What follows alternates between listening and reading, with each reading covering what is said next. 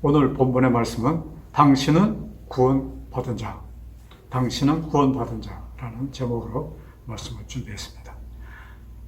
요한계시록 12장 7절부터 9절에 있는 말씀 보겠습니다. 요한계시록 12장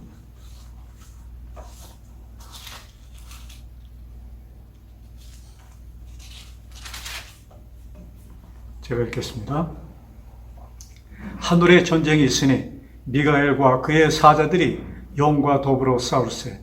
용과 그의 사자들도 싸우나 이기지 못하여 다시 하늘에서 그들이 있을 곳을 얻지 못한지라. 큰 용이 내어 쫓기니 옛뱀 곧 마귀라고도 하고 사탄이라고도 하며 온 천하를 꿰는 자라. 그가 땅으로 내어 쫓기니 그의 사자들도 그와 함께 내어 쫓기니라. 여기에 하늘에 전쟁이 있었다는 말씀과 그 다음에 용과 그의 사자들이 미가엘, 예수님과 하나님과 더불어 하나님을 향해서 도전했다는 이야기가 있습니다. 그 다음에 그들이 여기 9절에 보면은 큰 용이 내어 쫓기니 곧 옛뱀 마귀라 고도 하는 사단이라고 하며 온 천하를 꿰는 자라. 그가 땅으로 내어 쫓기니. 자, 이 땅으로 내어 쫓긴다는 말씀을 기억해 주시기 바랍니다. 자, 우리 창세기 1장 2절에 보면은 이 땅에 대해서 나와 있습니다. 창세기 1장 2절입니다.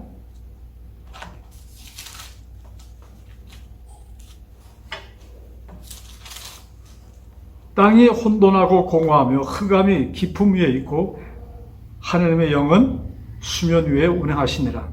땅이 혼돈하고 공허하며, 그래서 사단이 내어 쫓긴 장소, 바로 이 땅에 이 창조 사업이 시작되었다 이 말씀입니다. 그래서 이 사단의 존재는 우리 이사야 선지자 이사야 14장에 보면은 다음과 같이 기록되어 있습니다. 14장 2절입니다. 이사야 14장 2절.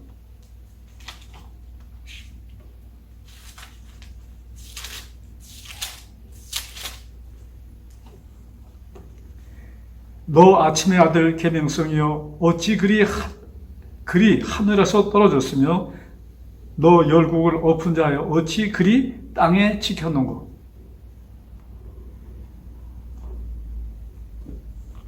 하늘에는 하나님의 보좌 또한 그 외 창조함을 받은 모든 천사들과 또 우주 시민들이 살고 있었습니다. 여기에 사단은 하나님을 향해서 도전합니다. 그것이 우리 이사야 아까 본 말씀 계속 보면 다음과 같이 기록되어 있습니다. 내가 내 마음에 이르기를 내가 하늘에 올라 하나님의 뭇별 위에 내 자리를 높이리라. 내가 북극 지폐 산 위에 앉으리라. 가장 높은 구름에 올라가 지극히 높은 이와 같아지리라 하는도다. 그래서 이 사단은 그 마음에 교만심이 생겼습니다. 즉 하나님과 같은 위치에 있기를 그는 원했던 것입니다. 그래서 그 전쟁의 결과 그는 하늘에서 내어 쫓기고 그는 하늘에서 있을 자리를 더 얻지 못하고 이 땅으로 내려오는 것입니다. 하나님의 권위에 도전한 루시퍼, 이제 하늘에서 쫓겨난 것으로 끝이 나는 것은 아니었습니다. 이제 더 이상 이 우주 공간에는 있어서는 안 될 존재가 되었습니다. 또한 그들이 정착한 땅, 그때까지 이 지구에는 아무도 살고 있는 땅이 아니었습니다. 흑암 속에 있었던 하나의 별이었습니다. 글쎄, 별이라고도 얘기할 수 없겠죠? 왜냐하면 완전히 흑암 속에 있었던 장소이기 때문입니다. 자, 사단과 그의 추종자들은 하늘에는 더 있을 곳이 없어서 이 땅으로 내려옵니다. 그러나 그 전까지 이 땅은 하나님과 그의 추종자들, 그 우주 시민들, 또 천사들이 사는 곳과는 별도가 아니고 단지 그곳에는 이러한 살아있는 하나님의 그 백성들이 또 하나님의 보좌가 거기 계셨지만은 이 땅에는 그 관계없는 하나의 뜬 돌로 있었습니다. 그러나 그것도 이 우주에 속하는 것이었습니다. 그래서 참 사단의 이 그 도전 이후에 이 지구에는 그 전에 있었던 그 평화가 있을 수가 없었습니다. 하나님에 대한 불만, 하나님의 그 성품의 의혹을 품게 되었습니다. 즉 이것이 사단이 심어놓은 불씨였습니다. 자, 하나님께서는 당신의 능력으로 사단을 당장 없앨 수가 있었습니다. 그런데 문제는 사단을 거기서 없애면 이 사단이 심겨놓은 불씨는 계속 있을 것이었습니다. 왜? 아직 그 하늘의 시민들과 사단의 속임수에 넘어간 자들이 하늘 천사의 3분의 1이라고 기록되어 있습니다. 다행히 다른 우주, 우리 지구처럼 사람이 살고 있는 우주 세계는 한 군데도 그가 점령을 못했습니다. 그런데 그들 모두 한 의아심이 그들 마음에 있게 되었습니다. 왜?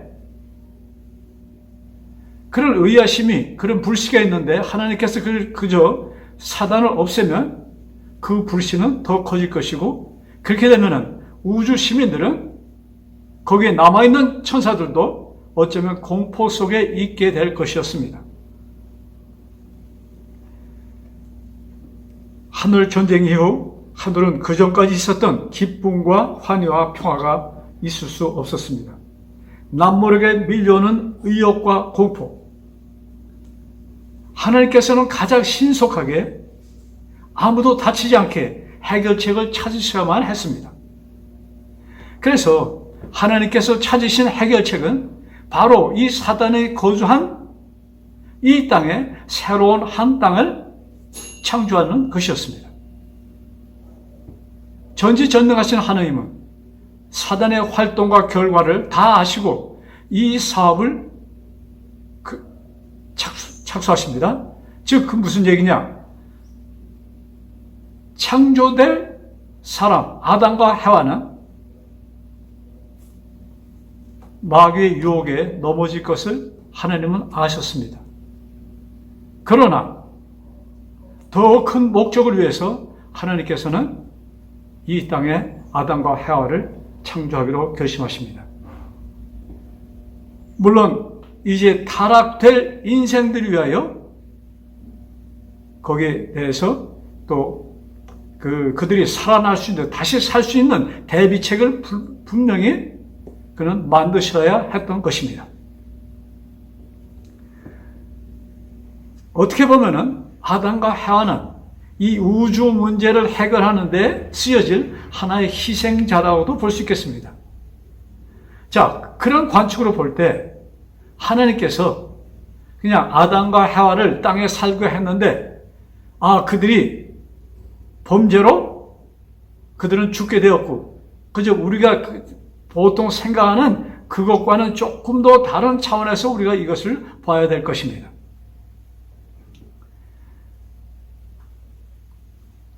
자, 하나님께서, 전지전능하신 하나님께서는 인류가 타락할 것도 아셨고, 하나님께서 펼치시는 구원의 길을 통하여 그들은 또한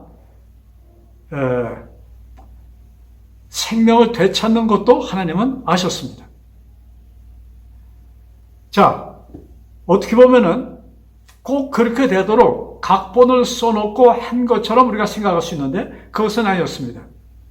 하나님께서 될 일을 완전히 각본을 써놓고 그렇게 만드신 것이 아니라 이것입니다. 왜냐하면 한 사람은 이제 자유의지 속에서 태어나게 될 것이기 때문인 것입니다. 그래서 우리 사람들이 이 땅에 살 아담과 해와를 비롯해서 그 위의 후손들이 한 사람 한 사람 순간순간 우리는 투쟁 속에서 이루어질 선악의 투쟁의 장본인으로 있을 것입니다. 자, 그러면 우리 창세기 보면은 아담과 해와가 창조되자마자 얼마 안 가서 그들은 범죄를 하게 됩니다. 그러나 하나님께서 아담과 해와를 좀 모자라게 창조하신 것이 아니냐, 또 이렇게도 생각할 수 있겠죠. 그러나 창세기 1장 29절을 보면은 하나님께서 당신의 형상대로 사람을 창조하셨다고 하셨습니다. 당신의 이미지, 즉 그러니까는 겉모양도 모양이지만 그 성품, 그 마음, 이 모든 것이 아버지를 닮은 자를 창조하셨다. 즉 완벽한 자를 창조하셨다는 말씀입니다. 물론 모든 죄의 창시자인 루시펠도 완벽한 완전한 자로 그는 창조함을 받았습니다. 그래서 우리 이사야 14장에 보면은 계명성이라는 이런 호칭을 그는 받았습니다. 즉 계명성이라는 것은 새벽별이라는 뜻이었습니다.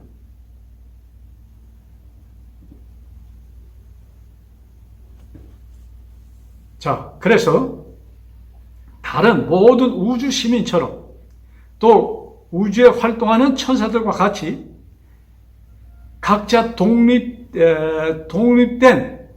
머리와 또 독립된 생각, 이것을 가지고 사람들이 태어났다 이것입니다.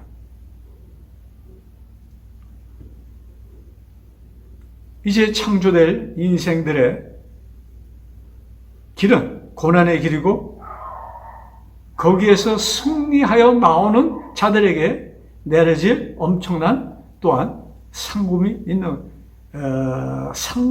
것입니다. 저는 그것을 상금이라고 이렇게 표현했는데 왜? 지금 인생들이 한 사람 한 사람 이 고난의 길을 걷게 되는데 거기에서 투쟁해서 이기는 자에게는 분명히 하나님께서 특별한 상급을 준비하셨다 이 말씀입니다. 자, 그들에게 주어진 상급은 무엇인가? 승리하는 자들에게는 하나님과 같이 이 세상은, 이 지구촌은 앞으로 하나님의 보좌가 이 지구촌에 세워질 것이고 이 땅에 하나님과 같이 살 것이라는 것이 약속되어 있습니다. 그 말씀이 계시록 21장 3절에 기록되어 있습니다. 또한 히브리서 12장 2절에 보면은 하나님의 보좌에, 즉 먼저 예수님께서 승천하셔서 하나님의 보좌 우편에 앉으신 것처럼 우리 또한 하나님의 보좌에 있을 것에 대해서 성경은 기록하고 있습니다. 자, 그런데 하나님께서 이 땅, 이 지구를 창조하시면서 아담과 해와가 살 동산, 에덴 동산을 마련하셨습니다. 그 동산 중앙에 하나님께서는 생명나무와 또한 선악과를 거기에 만들어 놓으십니다. 자, 창세기 2장 9절에 보면 그 말씀입니다. 한번 우리 보고 갈까요? 자, 창세기 2장 9절에 그 말씀이 기록되어 있습니다. 여호와 하나님이 그 땅에서 보기에 아름답고 먹기에 좋은 나무가 나게 하시니 동산 가운데는 생명나무와 선악을 알게 하는 나무도 있더라. 하나님께서 이제 아담과 해와 또한 그의 후손들이 살 수 있도록 이 지구에 사람들이 먹을 양식을 마련해 주십니다. 그래서 과일, 또 곡식 이런 것들을 만들어 주시는데 아주 보기도 좋고 맛도 좋고 아름다운 것이라고 여기 기록되어 있습니다. 자, 저는 이렇게 생각해 봅니다. 많은 분들은 우리 다른 우주촌에 우주 시민들 거기에도 선악과가 분명히 중앙에 있다고 이런 말씀들 하시는데 저는 좀 퀘션을 붙여봅니다. 왜? 그들에게는 그것이 필요한 것이 아니었기 때문입니다. 우리 사람들, 우리가 사는 이 땅에 그것을 주어진 것은 우리 한 하나님의 첫째 아들 아담은 그 테스트에서 그것을 지나여 거기서 그것을 극복하여만 하였기 때문에 그것을 만들어 주셨다고 저는 생각합니다. 그래서 동산 중앙에 생명의 나무 선악과. 자, 우리 아시는 대로 하나님께서 분명히 아담에게 그 나무를 가르치면서 여기 있는 모든 나무를 다 먹을 수 있다 이렇게 말씀합니다. 의미대로 먹으라고 이렇게 말씀하십니다. 그 다음에 그러나 이 선악과를 먹는 날에는 너는 정녕 죽을 것이라고 말씀하셨습니다. 그래서 참 여기 생명나무와 선악과, 그러니까 우리는 지금까지 우리는 생명과 사망을 선택할 수 있는 자유권이 우리들에게 부여되었다 이 말씀인 것입니다. 자, 그런데 불행하게도 우리의 조상 아담과 헤아는 사단의 한 주먹에 날아갑니다. 첫 번 시험에 그는 굴복하여서 그 선악과를 먹게 됩니다. 그래서 살았던 존재가 죽게 되었어요. 죽었습니다. 사실 이것도 하나님은 아시고 창조하셨다 이것입니다. 제 식구가, 제 형제들이 5남매입니다. 제 위에 제 형님이 계시고 그 다음에 큰 누이, 작은 누이 두 누이가 있고 제 밑에 동생. 그래서 5남매인데 제 작은 누이가 좀 걸작이에요. 어려서 엄마가 내가 전현을 낳고 미역국을 먹었다니 이런 말씀 우리 한국 부모님들 많이 하시잖아요. 저 어머님이 그런 말씀 하시니까 저희 누이가 엄마 내가 낳고 싶어서 낳았어? 엄마가 낳고서 왜 그래? 이렇게 얘기하는 거예요. 그러니까 저희 엄마가 할 얘기가 없잖아요. 여기 저런 전현 이거 끝나시더라고. 자, 아담도 이 땅에 태어나기를 원해서 태어난 것은 아닙니다. 자, 우리 인간 부모님들은 미래를 모르고 우리를 낳습니다. 그러나 하나님은 아셨어요. 이게 더 문제가 아닐까요? 글쎄, 문제라고 할 수 있는지. 다 아시면서 하나님께서는 아담과 해와를 창조하셨다 이 말씀입니다. 또한 그의 후손들을 낳게 하셨다 이 말씀입니다. 이 말씀은 하나님께서는 분명히 당신이 창조하신 이 사람들에게 분명한 구원의 길을 제시해 놓으시고 대책해 놓으시고 사람을 창조하셨다 이 말씀이 되겠습니다. 자, 근데 이런 모든 어려움 속에 하나님을 창조하신 목적이 있잖아요. 그것은 이제 하늘의 마귀의 도전으로 하늘의 평화가 깨지고 문제가 생겼습니다. 그것을 해결책으로 하나님은 사단을 만들었던 것이 아담과 해와를 창조하시고 이 땅에 이제 사람들이 살도록 만드셨다 이 말씀입니다. 그래서 언젠가는 사단의 본 뜻이 드러날 때까지 하나님은 모든 것을 참고 견디셔야 했던 것입니다.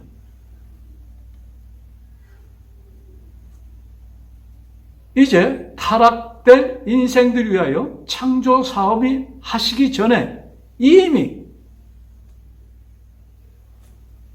하나님께서는 그 대책으로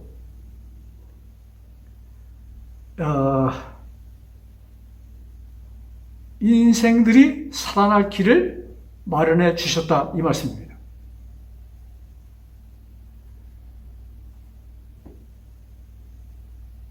그래서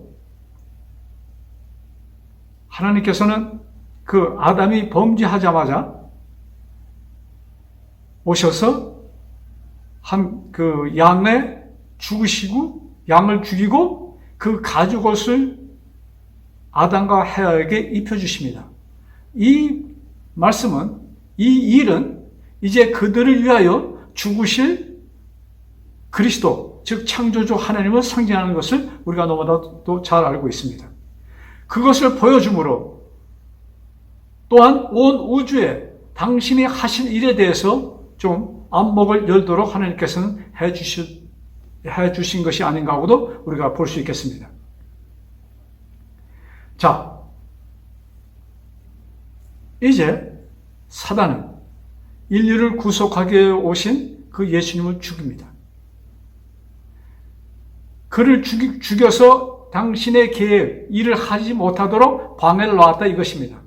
그러나 오히려 그것이 하나님께서 계획하신 일을 성취하는데 그것이 오히려 역효과를 하는 것을 우리가 잘 알 수 있습니다. 그리하여 십자가는 예수님의 죽음은 온 천하, 온 우주에 마귀의 본뜻이 드러내는데 가장 본뜻이 드러내는데 역할을 하였던 것입니다. 그 전에 하늘에서 하나님께서는 사단을 그냥 당장 없앨 수 있었지만 그것을 하지 않은 이유를 제가 말씀드렸습니다. 왜? 그렇게 그냥 당장 없앴으면 많은 사람들이 의심을 할 수가 있었습니다. 그래서 불안 속에 우주 시민들이 살 수가 있는 것이에요. 그것은 우주의 행복을 깨는 것이었습니다. 그래서 하나님께서는 그 길을 선택하지 않으시고 오래 참으셔서 온 우주가 하나님의 본뜻, 하나님의 사랑, 하나님의 당신의 성품인 사랑을 알려주기를 하나님께서는 계획하셨던 것입니다. 그래서 우주 역사책에 기록이 있다면 유일하게 이 땅에 이런 큰 대사건이 있었다는 것, 즉 사단이 도전하여 일으켰던 이 모든 것을 상기시켜주는 것은 창조주 하나님 예수님께서 우리와 같이 인간의 모습으로 그는 영원히 지내실 것을 통하여 우리들은 왜 그가 창조주 하나님이 인간의 모습으로 계시는 것을 우리가 그것을 통해서 이 땅에 문제가 있었다는 것을 알 수 있게 될 것입니다. 그 다음에 이제 그 예수님 몸에 그 손과 발과 옆구리에 못자국과 창자국이 계속 있게 될 것입니다. 그것은 온 우주 앞에 이 땅에 있었던 참혹한 일, 또한 인류를 구원하기 위하여 당신의 희생하신 그것이 낱낱이 그 일을 통해서 사람들은 알게 될 것입니다. 자, 아담의 책임을 져주신 하나님께서는 아담의 후손인 나와 여러분의 책임도 져주십니다.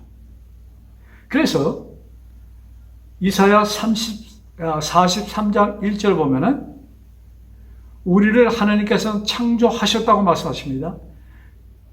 자, 그 말씀을 보면서 좀 얘기하는 게 더 좋겠습니다. 이사야 43장, 우리 요 근래에 많이 본 말씀인데, 자, 이사야 43장 1절에는 이렇게 기록합니다. 너를 창조하신 여호와께서 지금 말씀하시느니라. 이스라엘아, 너를 지으신 이가 말씀하시느니라. 너는 두려워하지 말라. 내가 너를 구속하였고 내가 너를 지명하여 불렀나니 너는 내 것이라. 자, 하나님께서 여기에 이사야 선지자를 통하여 너를 창조하였고 그 다음에 너를 구속하였고 내가 너를 지명하여 불렀나니 이렇게 기록되어 있습니다. 이 말씀이 무슨 뜻이에요? 여러분, 자, 우리는 태어날 때부터 이미 구원을 받았다는, 구속함을 받았다는 말씀인 것입니다. 자, 여러분, 엄청난 글이 여기 기록되어 있는 것입니다. 그 다음에 이사야 44장 2절에 보면은 그 비슷한 말씀인데, 내가 너를 만들고 내가 너를 모태에서 지었다 이렇게 말씀하십니다. 그러니까 우리 한 사람 한 사람은 하나님께서 우리를 모태에서 만드실 때 이미 하나님께서는 우리를 구속하여 주시고 우리를 태어나게 하셨다 이 말씀이에요. 그 구속사업이 언제 이루어지는 것입니까? 바로 2000년 전 십자가에서 이루어진 그 사업인 것입니다. 자, 그 말씀을 또 우리들에게 분명히 하여 주시기 위하여 이 신약 히브리서에는 또 여러 곳에, 특별히 히브리서에 여러 말씀이 기록되어 있는데, 자, 히브리서 26장 그가 세상을 창조할 때부터 자주 고난을 받았어야 할 것이로되, 자, 그 하반기입니다. 이제 자기를 단번에 제물로 드려 죄를 없이 하시려고 세상 끝에 나타나셨느니라. 죄를 없애시기 위하여 그는 나타나셨다. 죄를 없애기 위하여 예수님이 이 세상에 오셨다, 이 말씀입니다. 또한 그 히브리 10장 10절에는 그리스도의 몸을 단번에 들이심으로, 그리스도의 몸을 단번에 들이심으로 우리가 거룩함을 얻었다, 이렇게 기록되어 있습니다. 이런 말씀들이 히브리서 여러 곳에 기록되어 있습니다. 자, 다시 설명합니다. 이사야 43장 1절 여러분 자세히 보세요. 우리를 창조하셨다, 우리를 만드셨다고 분명히 말씀하십니다. 그것을 설명해 주는 것이 44장 2절입니다. 우리 한 사람 한 사람을 우리 엄마 못해서 우리를 만드셨다고 확실히 말씀하십니다. 그런데 이사야 43장 1절에 그 밑에 보면은 우리를 구속하였고 우리를 지명하여 불렀나니, 여러분, 내가 태어나기 전에 나를 구속하셨다는 말씀이 같이 기록되어 있다는 이 말씀입니다. 여러분, 그래서 저는 담대하게 우리는 태어나기 전부터 이미 구속을 받은 자들이다, 이렇게 저는 말하고 싶습니다.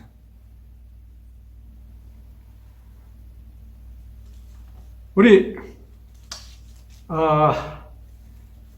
그 말씀을 또 우리 확실히 설명해 주는 말씀들이, 하나님께서 우리에게 구속을 주셨다는 그 말씀이 우리 너무나도 잘 아는 요한복음 3장 16절에 기록되어 있잖아요. 누구든지 저를 믿으면 멸망치 않고 영생을 얻는다, 이런 말씀 이렇게 기록되어 있고, 그 다음에 요한복음 5장 24절에 보면은 우리를 사망에서 생명으로 옮겼다고 이렇게 기록되어 있습니다. 사망에서 생명으로 옮겼다. 여러분, 언제 우리가 사망에서 생명으로 옮겨졌습니까? 2000년 전입니다. 자, 우리가 우리의 생각, 우리의 견해, 이것으로서는 정말로 이해하기 힘든, 참 사람의 생각으로는 이해가 안 되는 것이에요. 그러나 성경은 분명히 이것을 우리에게 말씀해 주시면서 이 말씀을 깨달으라고 여러 번 반복해서 이런 모양 저런 모양으로 우리들에게 설명을 해 주십니다.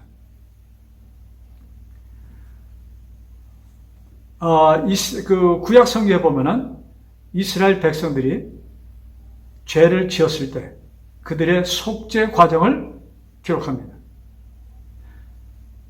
특별히 이것은 모세를 통하여 이제 새로운 민족을 만드신 하나님께서 모세를 통하여 그에게 이런 기록들을 주시고, 이스라엘 백성들이, 유대인들이 그것을 오히려 아직까지 그들은 이해를 합니다. 그들이 죄를 지면은 소나 염소나 양, 비둘기, 이런 짐승을 잡아서 그 피를 성전들 밖에서 잡습니다. 그 다음에 그 피를 그릇에 담습니다. 그 나머지 피는 그 번제단 밑에 다 버립니다. 그 피를 가지고 제사장이 성소에 들어갑니다. 성소에 들어가면은 그 제사장은 그것을 손가락에 발라서 분향단, 즉 지성소와 성소를 가르는 휘장 바로 앞에 분향단이 있습니다. 거기에 네 모퉁이에 그것을 바릅니다. 그 다음에 우슬초를 준비하여서 우슬초, 그 피가 담긴 그릇에 우슬초를 집어넣어서 피가 묻게 한 다음에 그것을 성소와 지성소를 가르는 거기에 그것을 뿌립니다. 자, 그것을 하루에도 수십 번, 어쩌면 수백 번 그 일을 합니다. 여러분 좀 생각을 해보세요. 그것이 364일 동안 그 일을 합니다. 그러면 그 휘장이 어떻게 될까요? 너무나 피가 걸쭉하잖아요. 그래서 그것이 굳어집니다. 그럼 휘장이 또 너무나 무거워져요. 그러면은 제사장의 일 가운데 하나가 이 면도칼처럼 날씬한 칼을 가지고 그 휘장에 붙어있는 말라붙은 그 피를 이렇게 끓습니다. 그래서 그걸 담아서 또 불에 사릅니다. 그것이 제사장이 하는 과정 가운데 하나였습니다. 그런데 그것을 364일 동안 합니다. 그런데 유대 달력으로 7월 10일이 되면은 그날은 속죄일로 하나님께서 모세를 통하여 정해주십니다. 이 속죄일에는 어떠한 일을 하는가? 이 날만은 연히 보통 제사장은 그 일을 하지 못합니다. 대제사장이 온 1년 동안 지은 죄, 이미 짐승의 피를 통해서 그들의 속죄함을 받았습니다. 그러나 그것이 완전히 없어진다는 의미에서 1년에 한 번씩 대제사장은 소나 염소나 양, 소나 염소의 피를 받아다가 그 짐승은 희생되죠? 그 피를 가지고 성소를 지나서 지성소 안에 들어갑니다. 지성소 안에는 거기에는 언약궤가 있습니다. 언약궤는 모세가 시내산에서 받은 돌비가 그 십계명에 기록되어 있는 그 돌비가 그 안에 있고 이렇게 나무로 만든 궤입니다.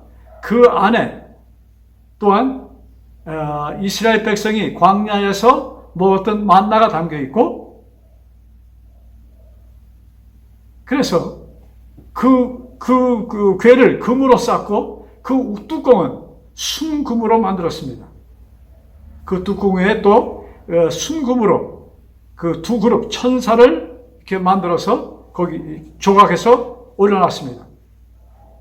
즉 그것은 하나님의 보좌를 상징하는 것이었습니다. 그 대제사장이 7월 10일 유대달력으로 7월 10일 속죄일에 그 소나 염소의 피를 가지고 들어가서 그 피를 시온자는 그 언약궤 뚜껑 순금으로 된 그것을 시온자로 합니다. 거기에서 이스라엘의 지은 1년 동안의 모든 지은 죄가 도말된다는 상징으로 그것을 1년에 한 번씩 속죄일로 하나님께서는 정해주시고 그런 제사를 지냈습니다. 또한 그날 1년 동안 더럽혀진 휘장을 그것은 태워버리고 거기에 새로운 휘장을 다는 일이 1년에 그 한 번 7월 10일 날 행해지는 일이었습니다. 그러면서 하나님께서는 이것을 너희들은 절대로 잊어버려서는 안 된다고 말씀하십니다. 그 말씀이 레위기 16장에 기록되어 있습니다. 우리 자 성경을 봅시다. 레위기 16장 17절과 18절입니다. 레위기 16장 17절과 18절. 그가 지성소에 속죄하러 들어가서 자기와 그의 집안과 이스라엘의 온 회중을 위하여 속죄하고 나오기까지는 누구든지 회막에 있지 못할 것이며. 자, 지성소에 들어가십니다. 지금 성소에 들어가면은 첫 번칸의 성소고 휘장 뒤에가 지성소입니다. 그 지성소에는 1년에 한 번 딱 대제사장이 7월 10일 날 들어가는 것입니다. 자, 18절. 그는 요압 제단으로 나와서 그것을 위하여 속죄할지니 곧 수송아지의 피와 염소의 피를 가져다가 제단 귀퉁이에 뿔들에 바르고. 이 일을 통해서 이제 이스라엘의 죄는 완전히 없어졌다는 것을 상징하는 제사로 이들은 드렸던 것입니다. 이것을 속죄일이라고 불렸습니다. 우리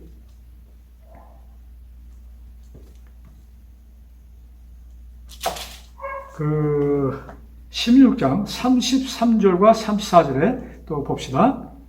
지성소를 속죄하며 회막과 제단을 속죄하고 또 제사장들과 백성의 회중을 위하여 속죄할지니 이는 너희가 영원히 지킬 규례라.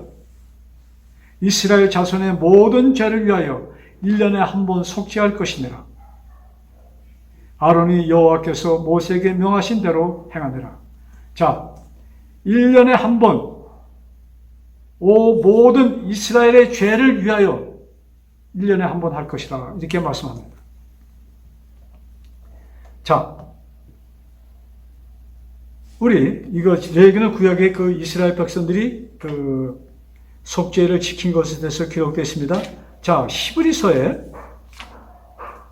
이것을 통해서 우리들에게 보여주는 한 말씀이 있습니다. 히브리 4장 14절과 15절입니다. 히브리서 4장 14절과 15절에 그러므로 우리에게 큰 대제사장이 계시니 승천하신 이 곧 하나님의 아들 예수시라. 우리가 믿는 도리를 굳게 잡을지어다. 와, 여기 예수님께서 오셨을 때 세례 요한은 예수님을 세상 죄를 지고 가는 하나님의 어린 양이라고 표현을 합니다. 요한복음 1장 29절의 말씀입니다. 세상 죄를 지고 가는 하나님의 어린 양. 근데 여기 지금 사도 바울은 여기에 그 예수님을 어린 양으로 오셔서 십자가에서 죽으시고 부활하시고 승천하신 그 예수님을 대제사장으로 말씀합니다. 여기 의미가 있는 것이에요. 대제사장만이 완벽하게 백성의 죄를 없애는 일을 하실 수 있는 것입니다. 그래서 예수님께서 어린 양으로 오셨고, 그래서 짐승 대신에 당신이 희생되시고, 또 당신이 당신의 피를 가지고 지성소에 들어가셔서 우리들의 죄를 완전히 씻어 주셨다 이 말씀입니다. 자, 15절에 우리에게 있는 대제사장은 우리의 연약함을 동정하지 못하실 이가 아니요 모든 일에 우리와 똑같이 시험을 받으신 이로되 죄는 없으시니라. 즉 예수님을 지금 설명하는 글입니다. 자,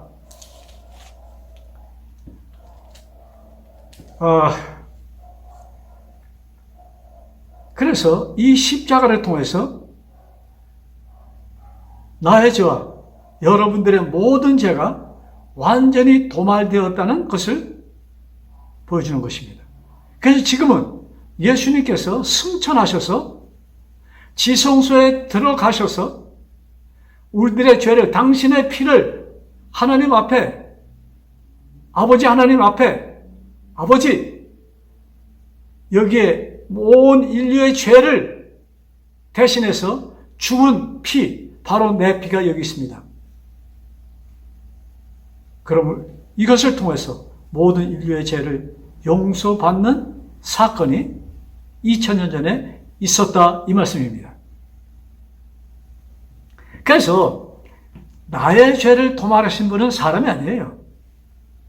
하나님께서 직접 나의 죄를 도말해 주셨습니다. 그러므로 나에 대해서 어느 누구도 토를 달 수 없는 것입니다.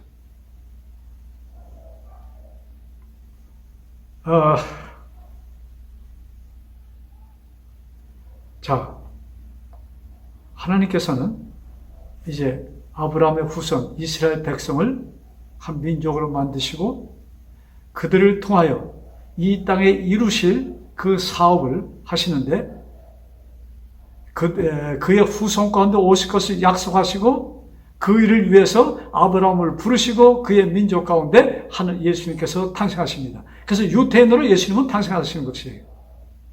자, 그러면서 하나님께서는 모세에게 그 유태인들이 지켜야 될 룰에 그 제사제도 또 이런 모든 것을 말씀하십니다. 그 기록은 사람들이 깨닫도록 하시기 위하여 기록하십니다. 그래서 예수님께서 구약 성경의 모든 것을 아시는 예수님께서 첫 번 설교에 다음과 같은 말씀하십니다. 그것이 마태복음 5장 17절과 18절에 기록되어 있는 말씀입니다. 율법이나 선지자를 폐하러 온 것으로 생각지 말라.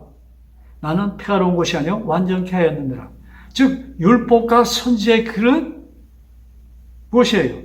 구약 성경에 기록된 언약의 모든 말씀, 이제 내가 이 땅에 와서 너를 위하여 죽을 것이고 그 일을 통하여 온 인류가 구원함을 받을 것이라는 그 약속, 그것이 낱낱이 기록된 것이 구약 성경입니다.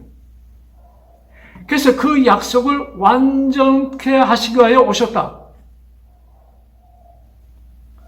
자, 18절에 진실로 너에게 이르노니 천지가 없어지기 전에는 율법의 1.1획도 결코 없어지지 아니하고 다 이루리라. 자, 이 말씀은 천지가, 이 세상이 없어지기 전에는, 내가 이 완전한 구속 사업을 이루기 전에는 이 천지는 없어질 수 없다는 이 말씀입니다. 또한 이 말씀을 또 사람들은 사람이라 하지만 사실은 거기에는 배후에는 마귀가 개입하는 것이죠. 십계명은 영원히 있을 것이다. 하나도 변치 않고 이런 1.1획도 변치 않으니 온전히 거기에 기록된 모든 것을 지켜야만이, 지키는 사람이 구원을 받는다고 가르칩니다. 여러분, 여기에 대해서 깊이 여러분들 생각하시고 성경을 연구하시기 바랍니다. 자, 근데 이 십계명을 예수님께서 직접 하신 말씀, 하나님을 내 몸처럼 내 생명을 다해서 사랑하는 것과 이웃을 그와 같이 사랑하는 것이 하나님의 계명이라고 말씀하십니다. 바로 그 십계명을 예수님께서 우리들에게 아주 단순하게, 그러면서도 깊이 있게 우리들에게 가르쳐 주신 말씀입니다. 그러므로 이것은 폐할 수가 없는 것이에요. 영원한 것입니다. 하나님의 사랑이 영원하시기에 그는 지금도 우리들을 위하여, 우리들이 이 땅에 호흡하고 있는 동안 우리들이 마귀의 유혹에 빠지지 않도록 우리를 지키고 계시고 그것을 위하여 성령 하나님께서 일을 하고 계시는 것입니다. 자, 우리는 지금도 여기 지금 제가 여태까지 우리는 이미 태어나면서부터 구원을 받은 자라고 말씀했습니다. 참 이해하기가, 우리의 그 머리로는 이해하기가 참 쉬운 것은 아닙니다. 자, 잘 들어보세요. 근데 사도 베드로는 베드로전서 5장 8절에 다음과 같이 기록합니다. 베드로전서 5장 8절.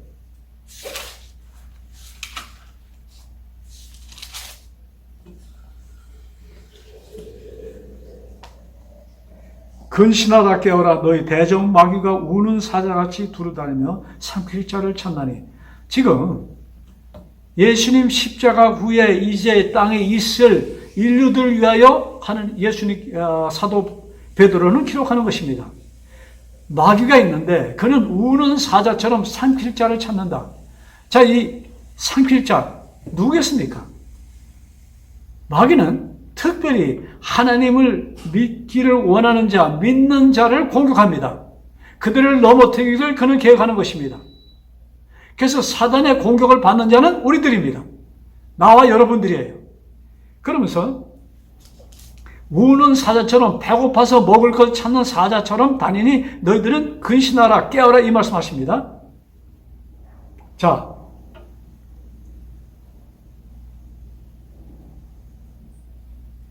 그런데 7절에 그러면 마귀가 이렇게 우리를 찾고 있는데 우리가 어떻게 할 것인가? 우리가 그 마귀를 대항해서 싸울 힘이 있는가? 그 7절에 베드로전서 5장 7절입니다. 들어보세요. 너의 염려를 다 주께 맡겨라. 이는 그가 너희를 돌보심이라. 와, 여러분, 하나님께서는, 예수님께서는 우리를 향하여 도전하는 마귀를 압니다. 그래서 그분께서는 근신하라 깨어라 이 말씀을 하시기 전에 그 말씀 하시면서 너의 염려를 다 주께 맡겨라. 예? 이는 그가 너희를 돌보십니다. 하나님께서 우리를 돌보시니 너희 염려하지 말고 모든 것을 그에게 맡겨라. 이것을 또 좀 더 아주 우리 생활 속에 연결시키기 위하여 더 확실하게 이것을 설명해 주신 분이 우리 예수님입니다. 예수님의 그 첫 번째 그 설교, 그 가운데 설교문에 우리 지난번에 제가 말씀드린 것 같은데 뭡니까? 공중의 새를 보라, 또 들에 핀 백합화를 보라 하면서 너 이 세상 사는 것으로 염려하지 마라. 그것은 하찮은 것이야. 근데 사람이 먹지 않고 살 수 없잖아요. 사람은 이 땅에 살면서 필요한 것이 있습니다. 입어야 되고 먹어야 됩니다. 마셔야 됩니다. 근데 예수님께서는 분명히 우리들에게 너희들이 정말로 구할 것은 그의 나라와 그 의를 구하라. 그러면 그의 것은 너희 필요한 대로 내가 다 공급해 줄 것을 약속해 주셨습니다. 이 사도 베드로는 그 말씀을 다 들어서 압니다. 그러면서 우리들에게 너희 염려를 그에 맡기라. 왜? 우리들을 돌보시기 위하여 우리가 나의 염려를 내가 계속하면은 하나님께서 우리들을 돌보실 수가 없는 것입니다. 하나님께서 들어올 짬이 없는 것입니다. 그래서 정말로 단순하게 어린아이가 엄마에게 모든 것을 맡기는 것처럼 맡기는 것보다도 어린아이는 그저 할 수 있는 것이 없잖아요. 그래서 엄마가 다 해줍니다. 그것처럼 너의 어린아이처럼 그저 그냥 100% 나에게 맡기면 내가 너에게 필요한 모든 것을 공급해 줄 것이야. 이렇게 말씀하신 것입니다. 정말로 아멘이죠? 자,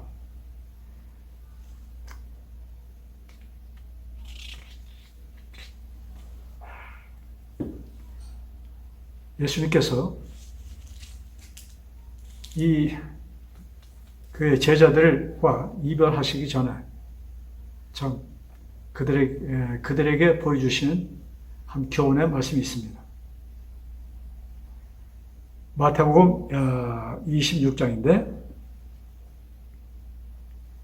마태복음 26장. 그래서 성경은 하나님의 사랑을 우리의 염려를 다 주님께 맡기면 다 해주신다. 이 말씀은 조건이 없는 것입니다. 그래서 우리는 하나님의 사랑을 무조건적인 또 우리들의 구원을 일방적인 구원이라고 이렇게 표현을 하곤 합니다. 자, 마태복음 26장에 보면은 예수님께서 마지막 6월절 만찬에 대한 기록이 있습니다.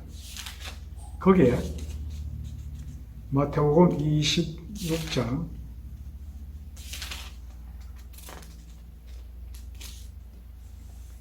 20절입니다. 저물 때 예수께서 12제자와 함께 앉으셨으니 그들이 먹을 때 이르시되 내가 진실로 너희에게 이르노니 너희 중 한 사람이 나를 팔리라 하시니 예수님께서는 그 만찬 그 자리에 유다도 12제자가 있었습니다. 그러나 예수님은 유다가 그를 배반하고 팔 것을 아셨습니다. 그것을 아시는 예수님께서 자, 우리 좀 뛰어서 25절 봅시다. 잘 들으세요. 예수를 파는 유다를 아시니 그 25절이 아니고 좀 그것도 띄웁시다. 26절.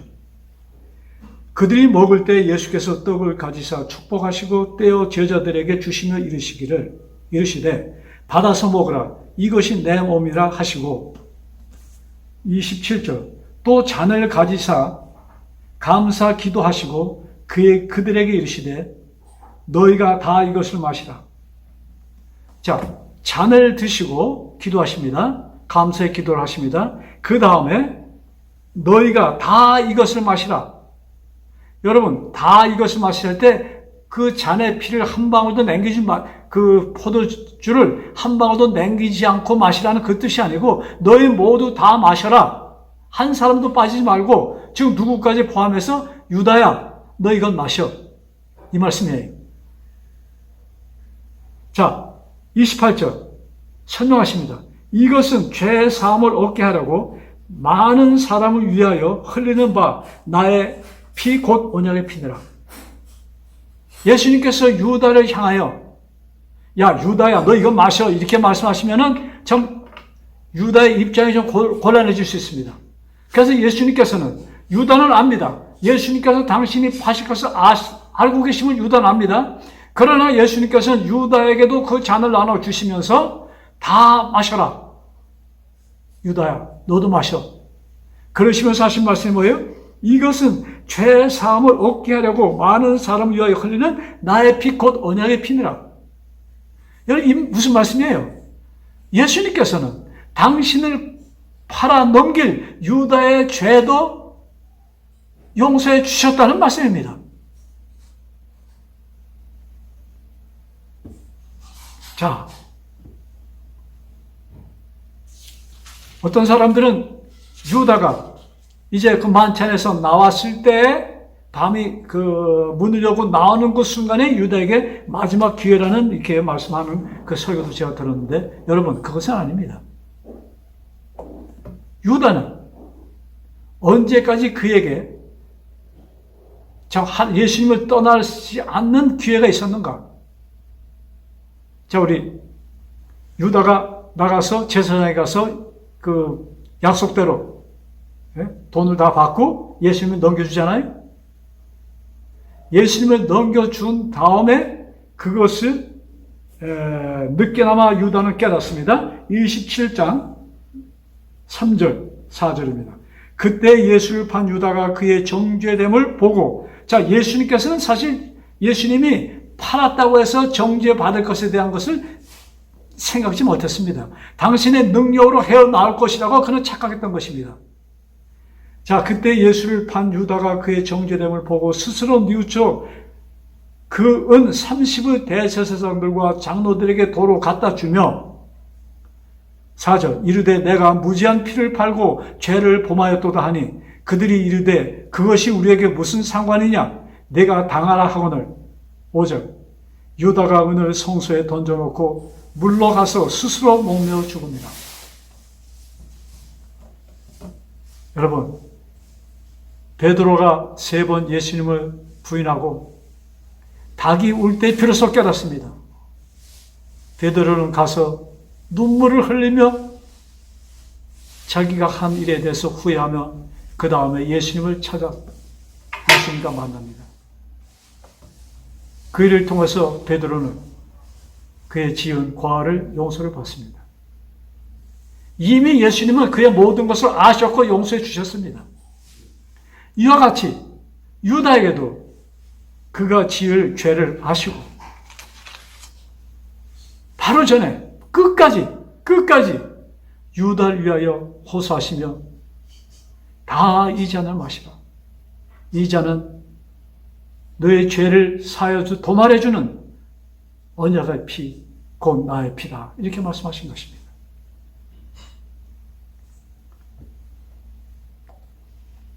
참, 이 성경에 기록된 인물 가운데 어쩌면 참 가장 열렬하게 예수님을 사랑했던 예수님의 복음을 이 땅에 전한 사도 바울의 기록을 좀 보면서 오늘 말씀을 마치고자 합니다. 로마서 7장입니다. 로마서 7장 20절부터 보면은 쭉 15절부터 기록되어 있는데 그 좀 시간이 지났으니까 우리 20절 자, 이 사도 바울의 이 증언이라고 할까요? 간증이라고 할까요? 만일 내가 원하지 아니하는 그것을 하면 이를 행하는 자가 내가 아니요 내 속에 거하는 죄니라. 사도 바울이 자신을 보면서 정말로 원치 않는 죄를 범하는 자신을 보면서 하는 얘기입니다. 내가 아니요 내 속에 거하는 죄가 이런 잘못된 것을 하고 있다 이 말씀이에요. 그러므로 내가 한 법을 깨달았노니 곧 선을 행하기 원하는 나에게 악이 함께하는 것이로다. 내 속 사람으로는 하나님의 법을 즐거워하되 내 지체 속에서 한 다른 법이 내 마음의 법과 싸워 내 지체 속에 있는 죄의 법으로 나를 사로잡는 것을 보는도다. 그러면서 24절에 그는 정말로 가슴을 치면서 호소합니다. 오라 나는 공고한 사람이로다. 이 사망의 몸에서 누가 나를 건져내랴. 여러분, 이 말씀은, 이 간증은 우리 모두의 간증이 될 것입니다. 우리는 원치 않은 일들을 많이 합니다. 그것이 죄인지 알면서도 우리는 하고 있습니다. 그러나 성령 하나님을 통하여 우리들은 이것이 잘못된 것이라는 것도 알고 있으며 이것을 피해가기 위하여 우리는 하나님께 호소합니다. 오라 나는 공고한 자로다. 누가 이 사망의 몸에서 나를 건져내랴. 여러분, 여기에서 성경이 끝나면, 이 사도 바울의 글이 끝난다면 얼마나 실망적이겠습니까? 그러나 기억하세요. 우리들은 태어나면서부터 구속함을 받은 자라는 것을 꼭 기억하시기 바랍니다. 여러분, 이제 그 7장 다음에 8장을 보시죠. 자, 너무나도 멋진 말씀이 기록되어 있습니다. 8장 1절. 그러므로 이제 그리스도 예수 안에 있는 자에게는 결코 정죄함이 없나니 내가 어떤 죄를 지었다 할지라도 내가 예수님 안에 있으면 정죄함이 없다. 그 모든 너의 모든 죄는 내가 이미 다 용서해 준 것이야. 그러면서 그것을 더 분명하게 이렇게 설명합니다. 2절. 이는 그리스도 예수 안에 있는 생명의 성령의 법이, 자, 예수님 안에 있는 생명의 성령의 법이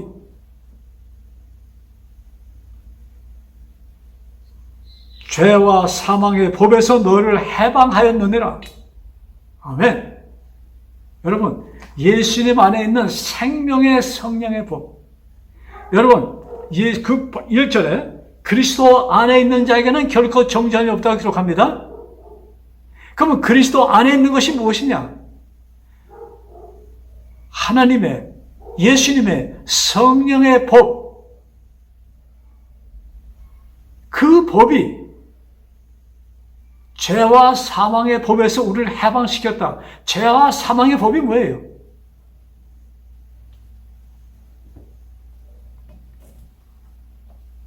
모든 율법을 말씀하는 겁니다.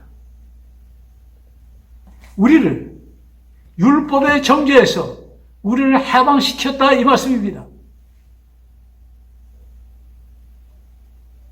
그래서 우리들이 이 말씀을 믿는 것입니다. 여러분, 믿음도 하나님께서 주시는 은혜라고 말씀하셨습니다. 믿음도 은혜예요. 믿음을 통해서 우리에게 구원을 주셨고, 근데 그 믿음 자체도 하나님께서 우리에게 주는 선물이라고 기록하였습니다. 그래서 모든 죄와 사망의 법에서 너를 해방하였느니라. 우리는 해방을 받은 자입니다. 죄와 사망의 법에서 해방을 받았다 이것입니다. 네, 분명히 당신은 구원을 받은 자입니다. 기도하겠습니다. 하늘에 계신 아버지, 수천 년 전에, 거의 정확하게는 2000년 전에 저희들의 죄를 위하여, 저희들의 죄를 용서해 주시기 위하여, 도말하시기 위하여 십자가에서 피를 흘리신 예수님. 그러나 그 일은 그보다도 훨씬 창조가 이루어지기 전, 그 전부터 그 계획을 세우시고 그 계획에 의하여 이 땅에 오셨다는 것을 우리는 깨달아 알았습니다. 아버지, 저희들의 죄가 아무리 험악한 것이랄지라도 이미 다 용서해 주셨음을 분명히 말씀은 기록하고 있습니다. 아버지, 사단은 이것을 믿지 못하게 하고 있습니다. 성령 하나님, 우리들에게 계속 이런 말씀을 주시니 감사합니다.